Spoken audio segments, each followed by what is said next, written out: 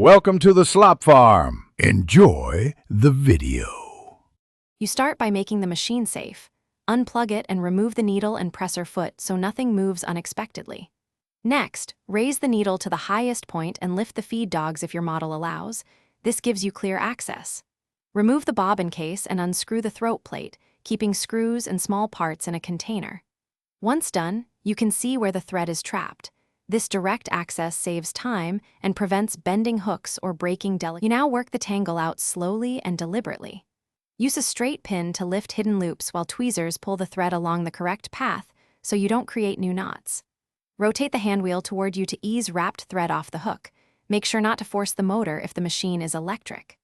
Once visible threads are removed, clean lint from the hook and tension discs with a small brush, because leftover debris is often the root cause of repeat jams. You finish by carefully reassembling the parts in reverse order: bobbin case, throat plate, presser foot, and then the needle.